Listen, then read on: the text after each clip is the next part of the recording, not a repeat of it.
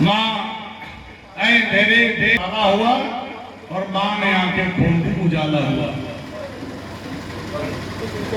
मित्रों, आज की सभा जिस तरह से संचालक महोदय लेके चल रहे हैं, निश्चित रूप से आज की सभा चिंतन की, मनन की, विवेचन और विश्लेषण की सभा है।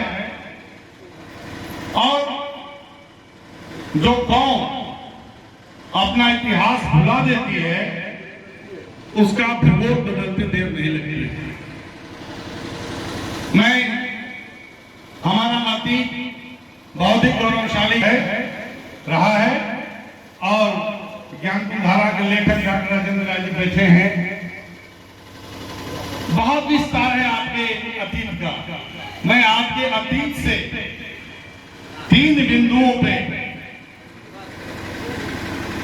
केवल 3 विषय ले रहा हूं आपके अतीत से। पूरा का पूरा अतीत ही आपका स्वर्णिम है, लेकिन केवल 3 विषय की मैं बात आपसे कर रहा हूं। और कालखंड को याद करें, ये समय है ईस्वी सन 731 से 764 का, जब पुष्कर दीक्षित, रत्नदेव दीक्षित, करमदेव दीक्षित के वंशज धर्मदेव, बाबा धर्मदेव दीक्षित कर्नाटक राज्य में आपके मुटुरनाथ बहुत ही प्रसिद्ध मंदिर है भगवान भोलेनाथ का, वहां पर पहुंचे हैं। इसके बारे में हमारे आदरणीय शेषनाथ राय जी का थोड़ा सा मत भिन्नता है कि वो लोग गए ही नहीं थे साउथ, तो उस विषय को भी शांतित करते हुए मैं अपनी बात रख रहा हूं। तो वहां पे गए हैं और वहां के कर्नाटक के राजा गाद हुआ करते थे उस समय में।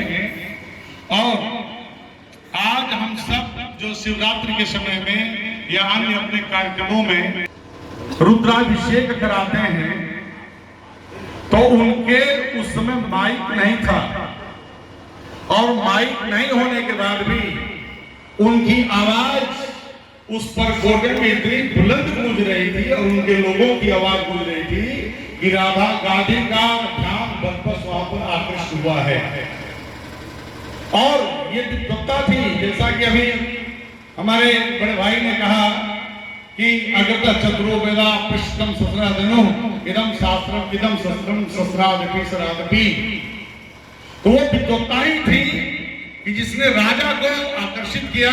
और आप सब विज्ञ हैं कि स्वदेशे पूज्यते राजा विद्वान सर्वत्र पूज्यते, कि राजा ने अपने राज्य में उनको जगह दी, और जगह भी कितनी, पूरे पर कोटे में उनको रखने का दिया, और वो पुरोहित बने। और पुरोहित कौन है? अग्रे अग्रे हित, जो आपका आगे आगे हित चिंतन करता है वो पुरोहित है।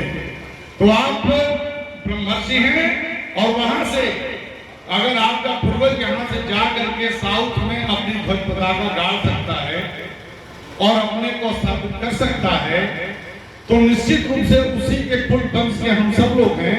हमको शस्त्र का और शास्त्र का अनवरत अभ्यास करना ही पड़ेगा। दूसरी घटना की मैं बात कर रहा हूं, हमको दूसरी घटना अभी रिसेंट में किताब आई है मोहियाल ब्राह्मण, आपने टीवी में देखा होगा। जीडी बख्शी साहब जो मिलिट्री के हैं, आपने कभी टीवी में देखा होगा कि पाकिस्तान की हाल है वो हाल है, वो मोहियाल ब्राह्मण आप ही के वंशज है वो भी। तो उनकी किताब है द मोहियाल ब्राह्मण, और उसमें हमारे पूर्वज बाबा त्रिलोचन दीक्षित का बहुत विस्तार से वर्णन है, जिसके ऊपर बाबा अरविंद राय जी के द्वारा जो गेट लगवाया गया, जो चीजें लगी हैं। तो वहां पर इनका जो कालखंड था त्रिलोचन दीक्षित साहब का, ये लगभग आपका 1130 से लेकर 1170 के आसपास का कालखंड रहा है। और ये गढ़वाल राजवंश के अंतिम व्यक्ति थे जिन्होंने बनारस में दशाश्वमेध घाट पर अंतिम अश्वमेध यज्ञ कराया था। आप सामान्य सी कल्पना करिए कि एक शादी में किसी ब्राह्मण को शादी कराने के लिए आप चाहते हैं बहुत विद्वान ब्राह्मण आ जाए, और जिस व्यक्ति ने आपके कुल पुरुष ने आपके पूर्वज ने जो अश्वमेध यज्ञ कराने की क्षमता रखता हो, कितना विद्वान होगा, इसकी सहज कल्पना की जा सकती है। तो और यही स्थितियां थी कि विद्वत्ता का किस स्तर का होगा, चारों वेद कंठस्थ, पुराण कंठस्थ, और कितना उन लोगों ने अध्ययन किया होगा उस परिस्थिति में कि पूरा का पूरा गढ़वाल राजवंश का जो महत्वपूर्ण का, और इससे बड़ा कार्यक्रम नहीं हो सकता है कि अश्वमेध यज्ञ का आपके कुल के वंशज के गौरवशाली बाबा चित्र है। तो इसलिए आपको अध्ययन की आवश्यकता है और यही आपकी पूंजी है।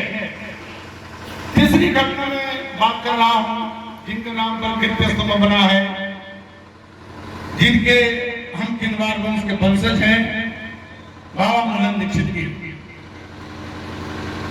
मित्रों, मैंने एक शब्द यूज किया था कि जो कौम अपना इतिहास भुला देती है, मैं इसी लिहाज से आपसे बात कर रहा हूं। मित्रों, समय था 1185 या 1182 के आसपास का, आपसी परिवार की रंजिश के विवाद में बाबा मोहन दीक्षित पे जब आक्रमण हुआ है तो 5000 की सेनाओं को रात के समय में उन्होंने गाजर मूली की तरह काटना फेंक दिया। और इसकी कीर्ति, कोई मोबाइल नहीं था, पूरे दिगंत में इवन गढ़वाल राजवंश तक पहुंची थी और इन लोगों ने इनको आमंत्रित किया। किस लिए?